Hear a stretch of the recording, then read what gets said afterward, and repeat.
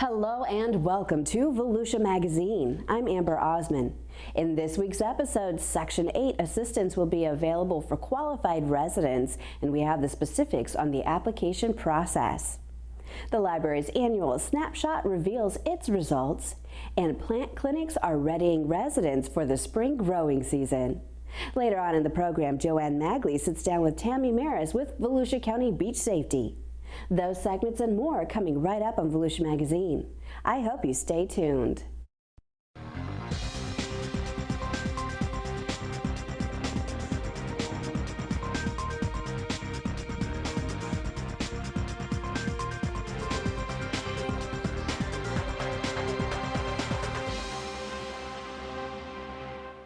Volusia County's Community Assistance Division will accept pre-applications for the Section 8 waiting list from 12:01 a.m. April 6th to 11:59 p.m. April 8th. Applications must be submitted online at volusia.org/Section 8. If you're interested, you can apply from a personal computer, a mobile phone, or tablet. Don't have a computer? You can use a public use computer that are available at all public libraries and Human Services Office during regular business hours. Preferences are available for Volusia County residents and people who are homeless, disabled, over 62, or who meet certain work requirements.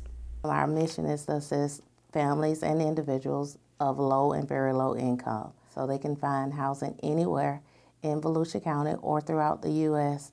Of their choice. That's why it's called Housing Choice Voucher. Right? Landlords have obligations. The county has obligations under the program, and so does the tenant or participant. We also have a packet that we give the landlords. We do the same for our clients. We provide them an informational packet telling them all of their obligations. We make them come to a mandatory meeting. And again, we tell them our obligations or what we can and cannot do to provide this service for them. The last time we took applications was October 2009, so we are expecting a large turnout or a lot of applications to be submitted. Persons with a disability or limited English proficiency who need assistance to complete a pre-application must contact the Section 8 office by March 27th to schedule an appointment. For more information, you can contact the Community Assistance Division at 386-736-5955, or you can email section8wl@volusia.org. The Volusia County Public Library System recently chronicled a day in the life of libraries by sponsoring Library Snapshot Day. The county's 13 library branches took pictures and collected statistics showing how the Volusia County residents were using their libraries that day. Volusia County's public libraries are highly responsive to the public's changing needs. Programs introduced in recent years include e-reader classes, computer workshops, and fitness programs. This is in addition to ongoing events for children, teens, and adults. In most of our libraries, books are still the main attraction. We still check out on a given day more books than we do our other physical items. But people come into the library for a variety of reasons, and not everybody who comes through our doors checks out a book or a DVD.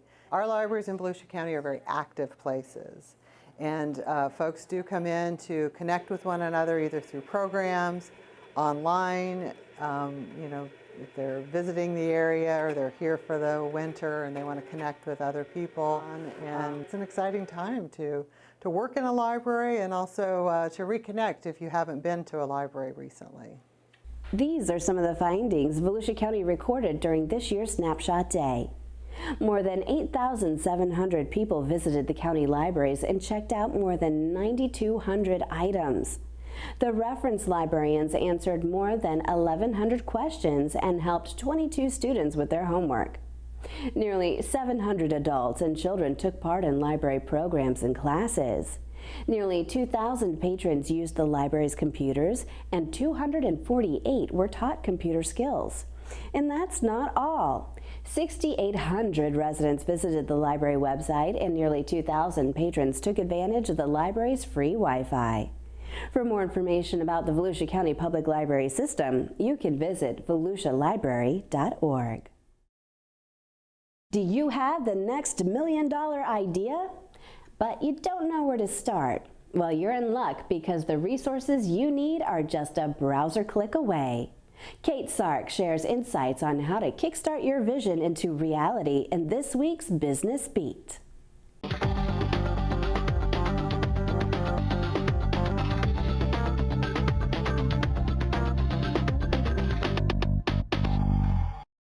When starting a business, coming up with the idea is the easy part. But then what? Luckily, the Florida Virtual Entrepreneur Center is just a few keystrokes and a mouse click away. The platform has compiled an online directory of local resource agencies that serve entrepreneurs organized for each stage of business. Michael Zaharios, Program Director for the Florida Virtual Entrepreneur Center, explained that while Volusia County is blessed with the multitude of resources for aspiring small business owners, with so many different opportunities, sometimes someone just starting out can easily become overwhelmed.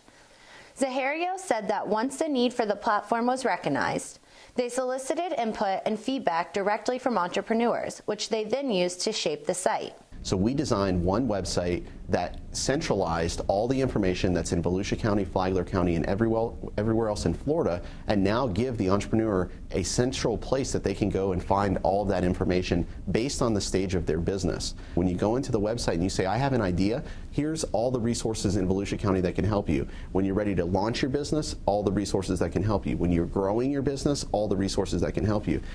The website also features profiles on local entrepreneurs, highlighting their company and what stage of business they're currently in. This provides a simple way for entrepreneurs who may not know anybody to learn about other like-minded business people and companies who they may be able to learn from and work with. It benefits the highlighted entrepreneurs as well, providing them their own branding and marketing opportunity as a means to elevate their business. And when it comes to entrepreneurship and elevating business, Zaharios offers a wealth of knowledge and experience. He serves as one of the organizers of 1 Million Cups Daytona Beach, Startup Weekend, and Elevate Daytona. He's also a founding member of Innovate Daytona, whose mission is to build a sustainable culture of innovation and entrepreneurship in the Volusia County region. Zaharios was also selected for the 2017 Volusia Flagler Business Report's 40 Under 40, recognizing outstanding young professionals in Volusia and Flagler counties. So what advice does he have for aspiring entrepreneurs? The magic is in putting yourself out there. If you're going to get involved in the activities that are going on and take advantage of the resources like SCORE and the universities, that's where the magic happens, because you get to build connections, you get to build relationships, you get to bounce ideas off of one another, you get to learn insights from other individuals that have been there, done that.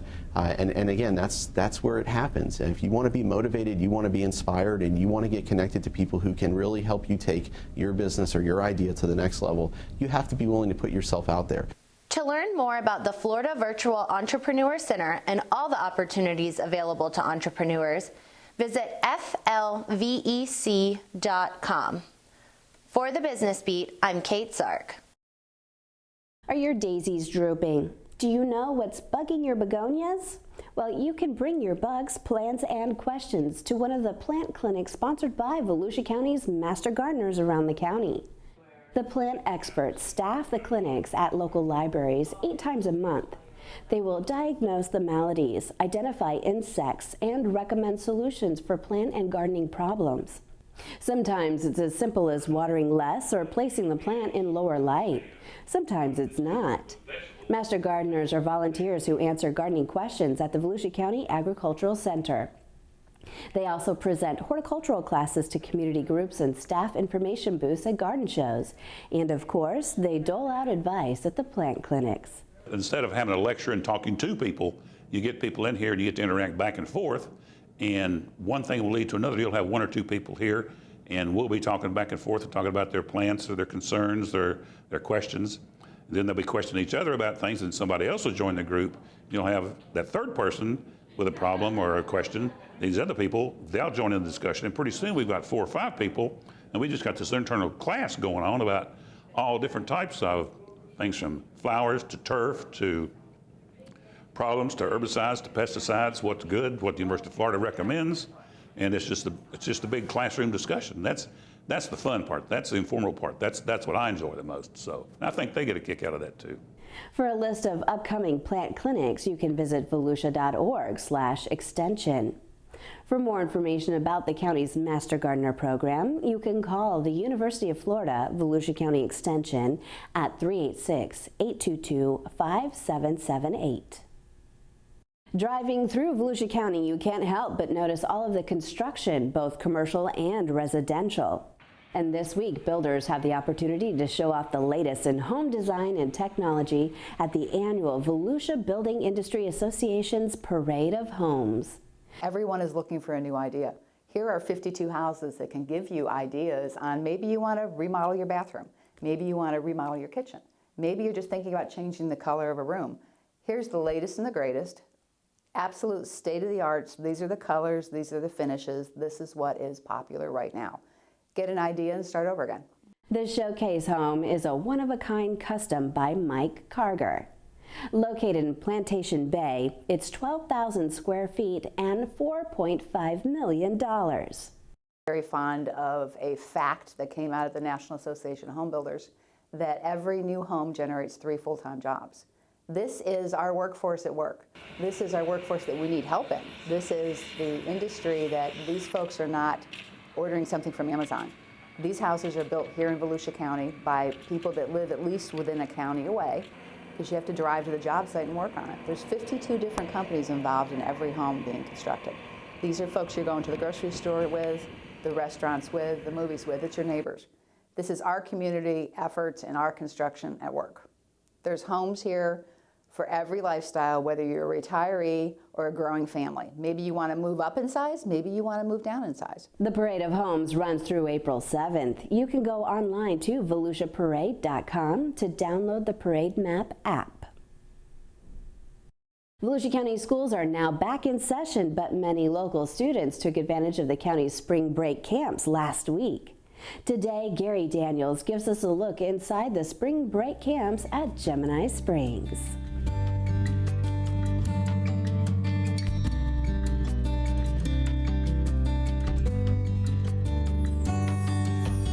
My favorite thing to do is play on the playground with my friends and play pretend.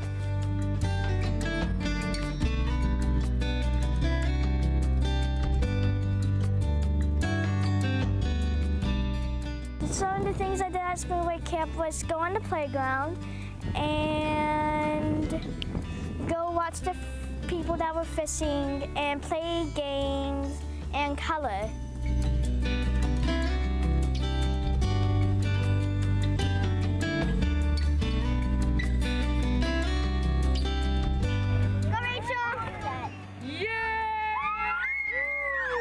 Now those are some big bubbles. All right, you ready? Ah, close.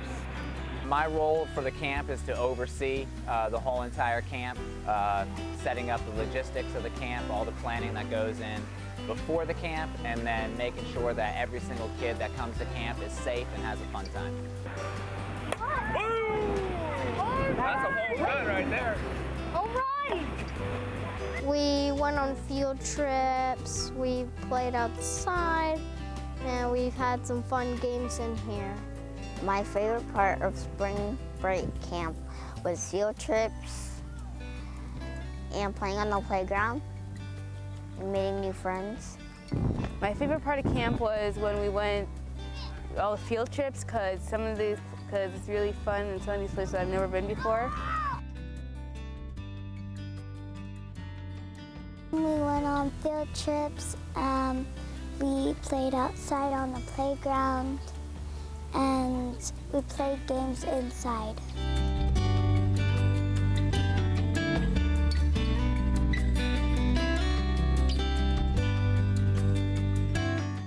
My favorite part of camp this week was the games because I liked to play the game Twister, and it's really fun.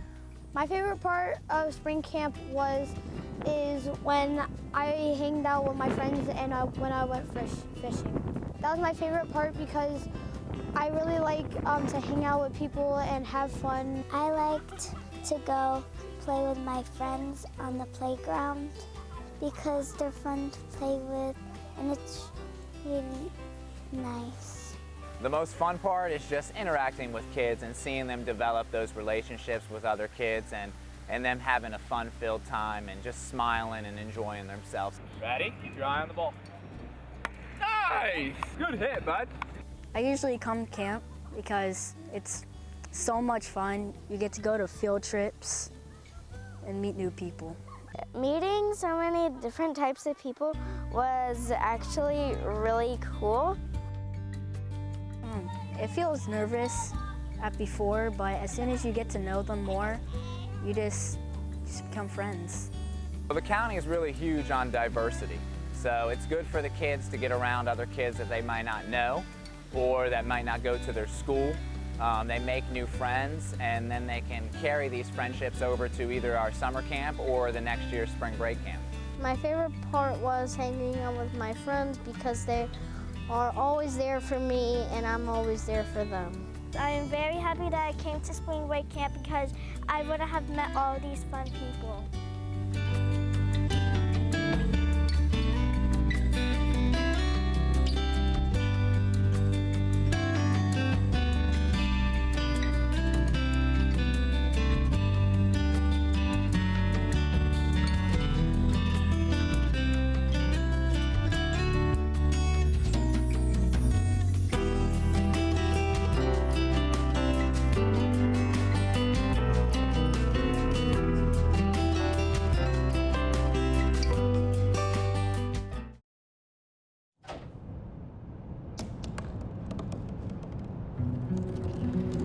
They said I couldn't dream. Called me a piece of trash and swore that's all I'd ever be.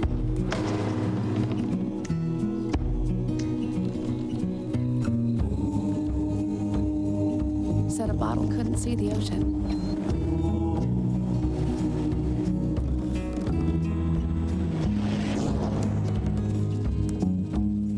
Give up. Go back to the dumpster. But I didn't listen.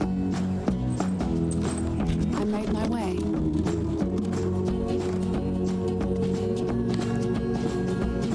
And now, I am what I've always wanted to be.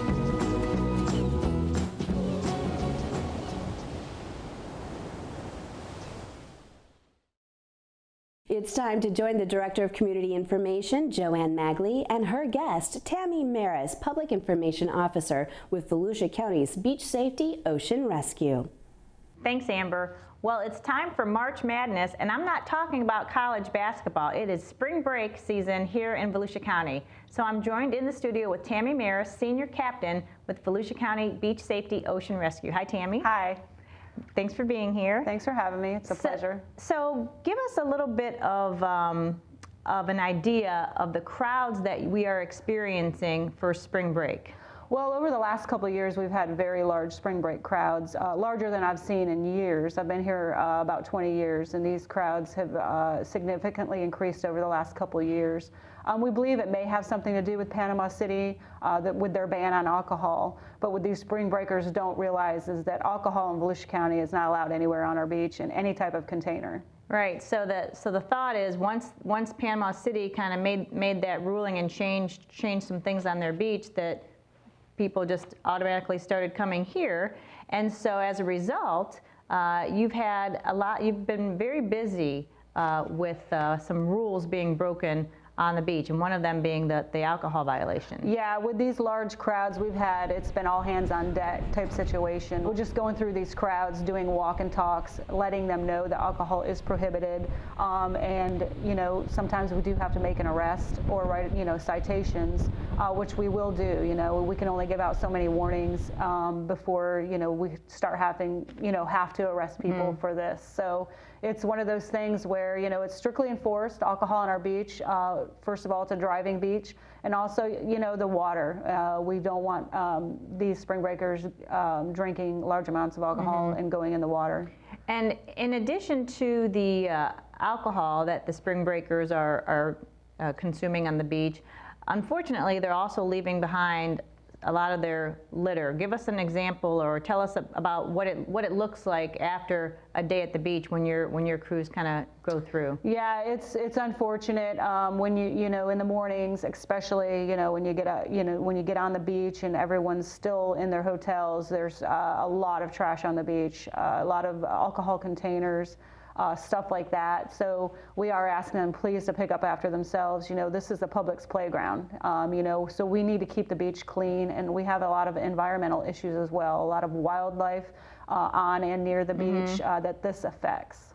So again, we love our visitors, but just a reminder to please keep the beach clean and safe for everybody that visits.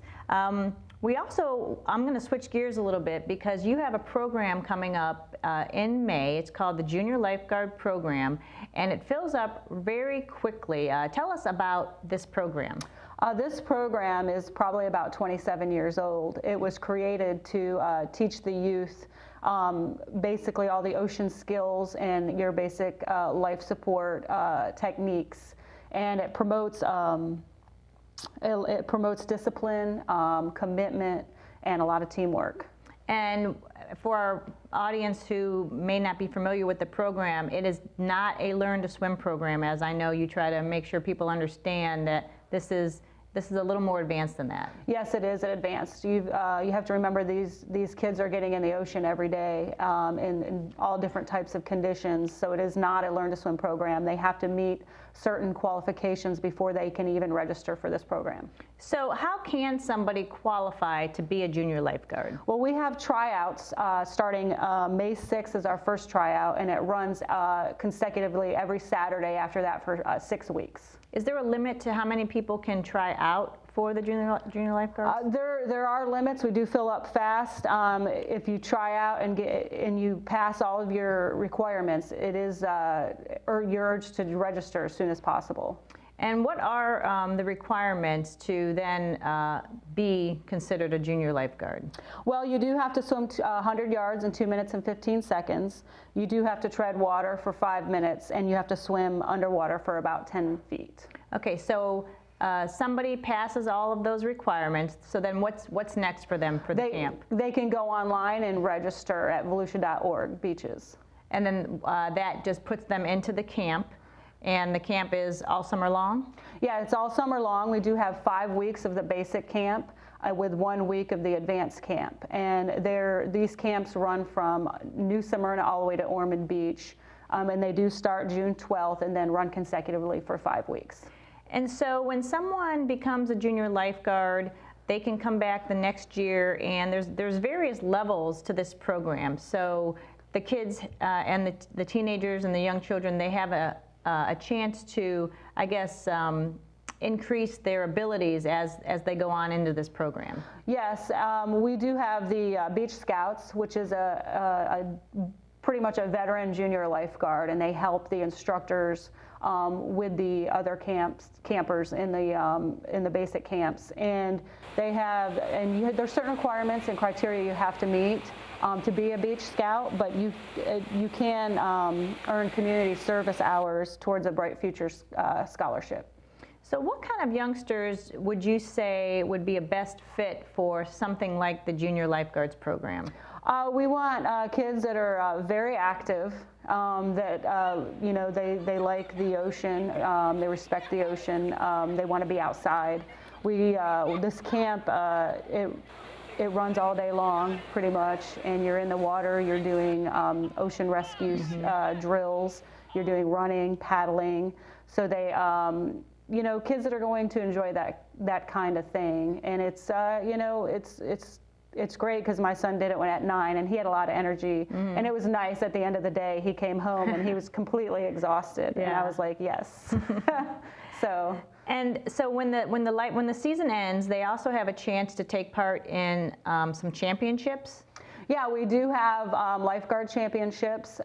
This year we will have the National Lifeguard Championships here in Daytona Beach in August. So they have a chance to do that. Any junior lifeguard can compete in those championships in August. So you mentioned the national championships. Give us a little bit of insight into this event. It's a major event. We hosted it not last year, but the year before. And again, we're hosting it again. What types of lifeguards come here from where? We have lifeguards come here from all over the country. This is a huge event. People don't realize how big it is until they actually see it. We get the most elite athletes around the country that come and compete in this national lifeguard competition, and that includes the junior lifeguards from all over the country.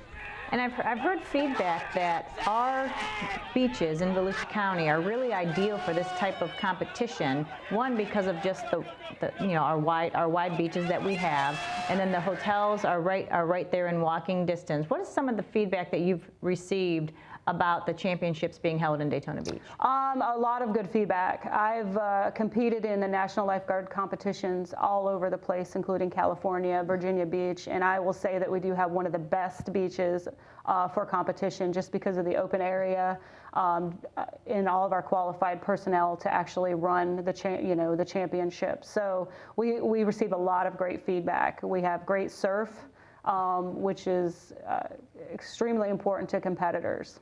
So this year, when will the championships take place?